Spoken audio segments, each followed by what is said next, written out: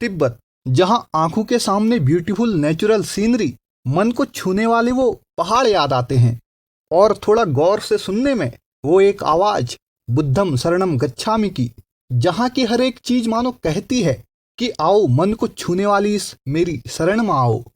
अब अतीत में एक समय ऐसा भी था जब तिब्बत पूरी तरह अध्यात्म और मानवीय चेतना को समर्पित था। अब इसी तिब्बत की संस्कृति में एक नाम ऐसा भी है जो अपनी अलग पहचान रखता है, जो तिब्बत के इतिहास को और ज्यादा गौरवान्वित करता है। कहें तो तिब्बत की इस धरती ने कई महापुरुषों को आत्मज्ञान दिया है। उन्हीं महापुरुषों में से एक नाम आता है मिलारेपा का, जो पूरी दुनिया के लिए किसी रहस्य से कम नहीं है। वो मिलारेपा जिनके बारे में कहा जाता है कि जिस गुरु ने उन्हें ज्ञान दिया, वही गुरु बाद में आगे चलकर मिलारेपा के शिष्य बन गए। लेकिन जितना सरल आप लोग मिलारेपा के जीवन को सुन रहे हैं, उतना रहा नहीं। जीवन में कठिनाइयां रही तो साथ में कुछ गलत काम भी रहे, फिर करने का एहसास होकर सही मार्ग में चलकर आज मिलारेपा हमारे सामने इतिहास के पन्नों में दर्ज है। तो आइए जानते हैं मिलारेपा के बारे में। द लाइफ ऑफ मिलारेपा के अनुसार मिलारेपा का जन्म होता है वेस्टर्न तिब्बत के एक समृद्ध परिवार में। अब लेकिन एक छोटी उम्र में पिता की मृत्यु होने के बाद मिलारेपा के चाचा चाची उनको उनकी संपत्ति से वंचित कर देते हैं। तभी माता के अनुरोध करने पर वह घर छोड़ देते हैं, और माँ के अनुरोध पर ही वह बदला लेने के लिए टोने टोटके का अध्ययन करते हैं, यानी काला जादू।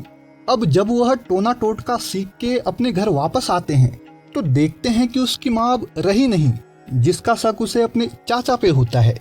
तभी वह बदला लेने की ठानता है। अब इंतजार करता है वह मौके का, और उसे मौका मिलता है।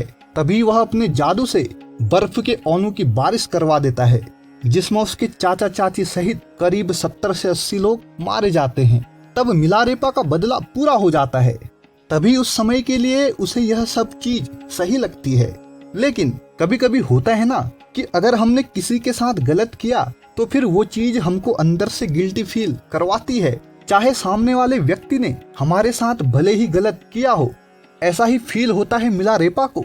उसके मन में अपराध का भाव भर गया था, उसकी आत्मा उसे अंदर से कचोटने लगी। तब वह अपने मन से इस भाव को मिटाने के लिए, क्षमा मांगने के लिए, अध्यात्म को जानने के लिए कई गुरुओं के पास जाने लगा। लेकिन किसी ने भी यह नहीं बताया कि उसे इसी जन्म में बुद्धत्व की प्राप्ति होगी। हाँ, लेकिन उन्होंने उसके आत्मज्ञान को बढ़ाने की बात कही, जहां से वह हर जन्म के साथ बेहतर होता चला जाएगा। लेकिन मिलारेपा को इन सबसे कहां संतुष्टि मिलने वाली थी।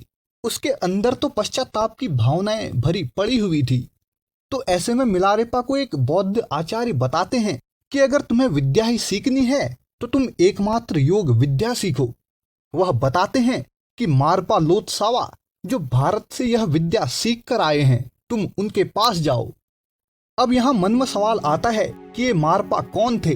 तो अगर देखें तो मारपा का जन्म भी तिब्बत के साउथर्न पार्ट में होता है।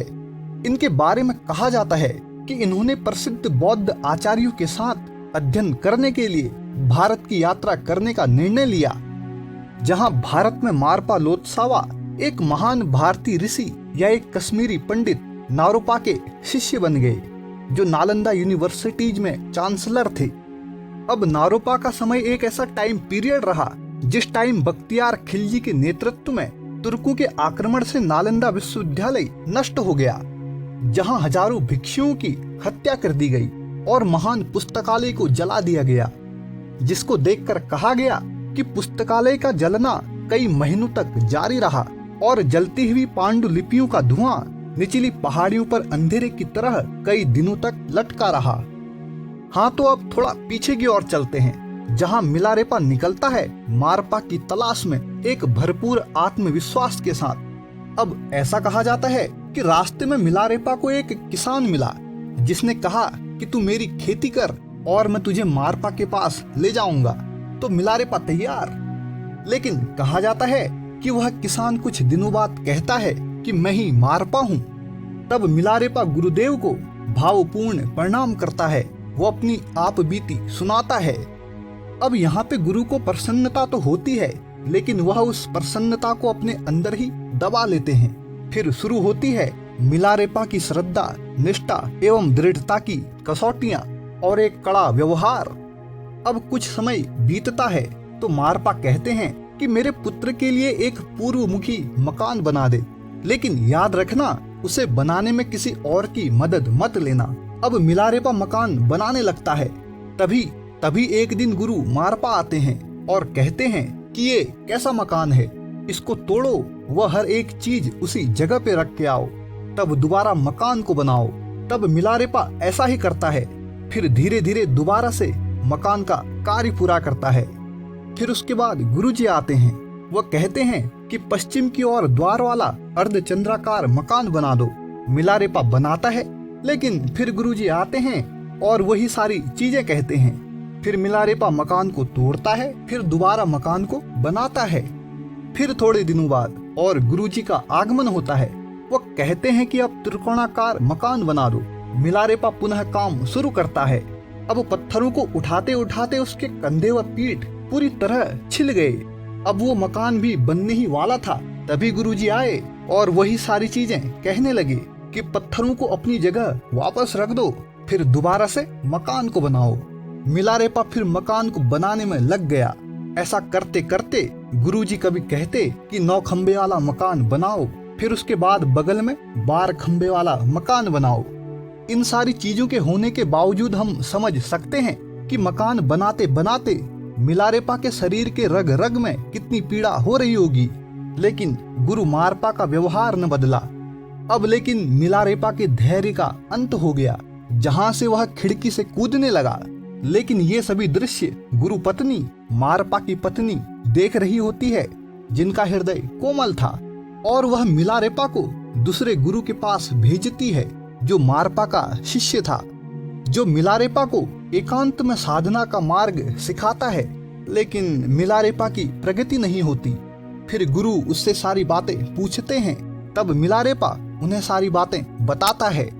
तब गुरु कहते हैं कि सुन, यह आध्यात्मिक मार्ग है।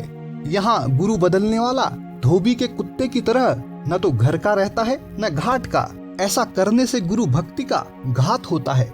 फिर वह मिलारेपा को मारपा के पास ले जाते हैं। तब जाके मिलारेपा सोचता है कि इस जीवन में गुरुजी प्रसन्न हों, ऐसा नहीं लगता, तो इस जीवन को गुरुजी के चरणों में बलिदान कर देना चाहिए। अब जैसे ही वह प्राण त्यागने को तैयार हुआ तो गुरुजी समझ गए कि हाँ, अब चेला तैयार हो गया है। तब गुरुजी ने कहा, मैंने तुम्हारे साथ कड़ा व्यवहार इसलिए करा क्योंकि जो तुमने पाप किए थे वे सब इसी जन्म में भस्मीभूत करने थे। फिर मिलारेपा की साधना शुरू होती है। करीब 11 महीने तक गुरु के सतत सानिध्य में उसने साधना करी, जहां से उसे ऐसे अनुभव हुए जो गुरु मारपा को भी नहीं हुए थे।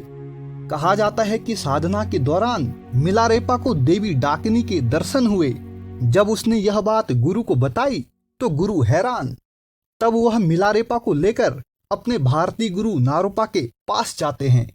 तब मारपा की बातें सुनने के बाद नारोपा तिब्बत की दिशा में सिर झुकाकर कहते हैं कि अंधकार में डूबे उत्तर में आखिर एक प्रकाश दिखा। फिर नारोपा ने मिलारेपा व मारपा को बुलाकर जीवन में संपूर्ण ज्ञान प्राप्त करने की पूरी शिक्षा दी। और अंत में जब दोनों तिब्बत की ओर वापस लौटने लगे तो मारपा, जो पहले गुरु के रूप में मिलारेपा से जुड़ा था, लेकिन अब वह मिलारेपा के शिष्य की तरह बन गया था, जहां से तिब्बती संस्कृति में मिलारेपा एक चमकती हुई रोशनी बन गया। देखा गया है कि नारोपा व मिलारेपा घनिष्ठ रूप से जुड़े हुए हैं। कहें तो बौद्ध धर्म की तांत्रिक परंपराओं के बीज यही हैं। जो ज्ञान भारत में था वह ज्ञान तिब्बत में भी प्रवाहित हुआ, जहां उसका अनुवाद व उसे संरक्षित किया गया। साथ में यह भी देखा गया है कि ज्ञान के क्षेत्रों से काफी नीचे आध्यात्मिकता की धारा, जो भारत, तिब्बत, चीन के एरियाज में आम लोगों के दिलों में बहती है, काफी हद तक एक जैसी है। इसी कारण अपनी गुरु भक्ति एवं गुरु के आशीर्वाद से मिलारेपा ने तिब्बत में सबसे बड़े योगी के रूप में ख्याति पाई। लगभग बौद्ध धर्म की सभी शाखाएं मिलारेपा को मानती हैं, शायद एक भगवान की तरह। तो आज की वीडियो में बस इतना ही। अगर आपको जानकारी अच्छी लगे तो चैनल को सब्सक्राइब, वीडियो को लाइक, शेयर और कमेंट करना न भूलें। धन्यवाद।